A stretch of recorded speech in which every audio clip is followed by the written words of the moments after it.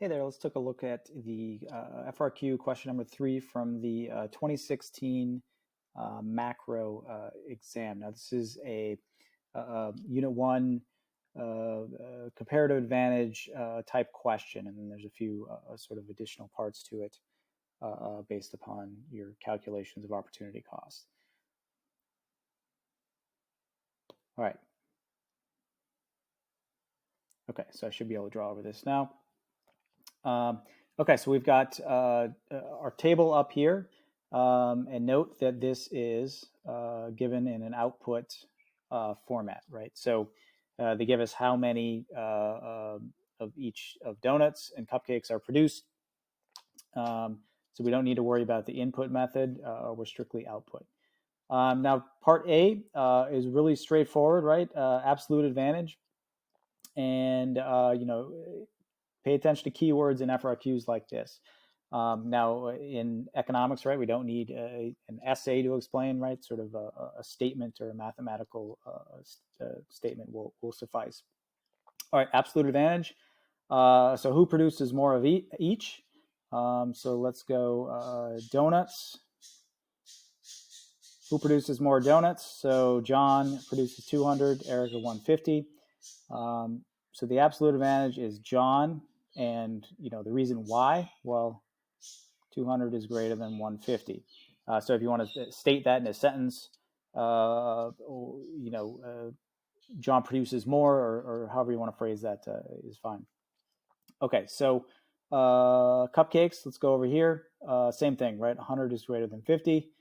So let's say cupcakes equals John also. And sort of the same logic applies there. 100 is greater than 50.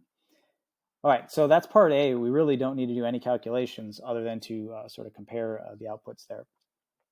All right, so let's go to part B. And I'm probably going to run out of space. I'm going to have to redraw the chart down here so that I can show the calculations. So we have to do, who has a comparative advantage? We need to calculate our opportunity cost. So because I need some more space, let's go over here. So we've got John, we've got Erica, we've got donuts, and we've got cupcakes. Okay, so I'm going to just redraw these real quick. 200, 100, 150, and 50. Okay, so because it's an output method, remember cost over gain. We're going to do this right over here. So we get 100 over 200, right? So that's 1/2. And that's in terms of a cupcake. I'll draw myself enough space here.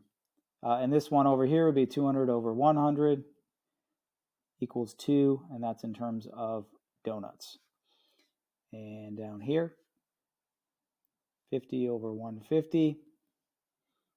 That's going to be 1/3 of a cupcake. Here, 150 over 50, it's going to be 3. That's in terms of donuts. Okay, so now we've done our calculations, everything we need to be able to answer part B. Who has the comparative advantage, right? Remember, we're looking here for the lowest opportunity cost for each good. And again, they want sort of an explanation. I think if you do the calculations and refer back to them, that will be sufficient here for an explanation. Okay, so let's do, I'm just going to sort of jot down what I got here. Comparative advantage, so donuts, let's compare these. And we're looking for the lowest. 1/3 of a cupcake is less than 1/2 of a cupcake. Okay, so comparative advantage in donuts is Erica. And let's go to cupcakes. Looking for the lowest opportunity cost. 2 donuts is less than 3 donuts, right? So cupcakes equals John.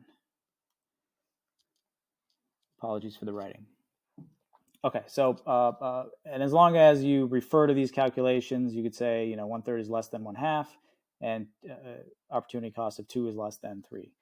Something of that effect would be good enough for your explanation. Okay, now part C is an interesting question. Assume that John and Erica decide to specialize according to their comparative advantages, and that one cupcake, so this is important, is exchanged for 4 donuts. So they give us a hypothetical exchange rate. Okay, so we know, let's see, John. So here we need this information. Who's going to specialize in what? And this is a terms of trade question. Okay, so and they want to know who benefits from this terms of trade. So if you know anything about terms of trade, right? Usually we look between the opportunity costs, and there would be some agreeable price that they would agree to. So in this case, 1 cupcake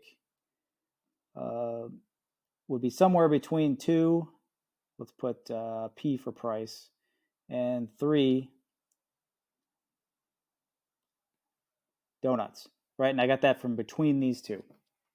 Okay, so they don't give us, ask for this. They give us this trade rate up here. What they give us is 1 cupcake equals 4 donuts. And then they ask us who's going to benefit from this and who won't. Okay, so we can see, well, if 1 cupcake is being traded for 4 donuts, that's not between the agreeable range, right? We found this from our chart over here, where 1 cupcake equals somewhere between 2 and 3 donuts. Okay, so whoever has the cupcakes, right, is sort of getting a better deal outside the range. And whoever has the donuts, right, is getting short change, right? They're only getting 1 cupcake when they should probably be somewhere in between here. Okay, so refer back to our answers here and who's it benefits. So the part 1 here asks if it's beneficial to John. John is producing up here cupcakes, right? So if John is producing the cupcakes, he's getting a better deal. So yeah, he would love to trade, right, and get that rate. So yes, John is getting a better price than he would through sort of mutually agreeable trade. He would love to trade at that price. And indicate whether Erica would benefit from this trade. Okay, so Erica is producing donuts, right, based upon her comparative advantage. And we said that whoever's producing donuts is sort of getting shortchanged here, right? They have to exchange 4 donuts for 1 cupcake, when really it should be somewhere in between this fraction. So she's not going to be very happy at that price. And in fact, if we're assuming sort of agreeable trade scenarios, they wouldn't agree to trade at this price, right, up here. But the question doesn't ask us that. It gives us this price and says who would benefit from that. And John would love to, and Erica would not. All right, so let's go to part D. Erica discovers a new cupcake production technique that improves production of cupcakes only. Donuts on horizontal axis, draw a correctly labeled PPC curve for Erica before and after the technology change in cupcake production. Okay, so I'm going to have to clear out myself a little space here. Erase this area.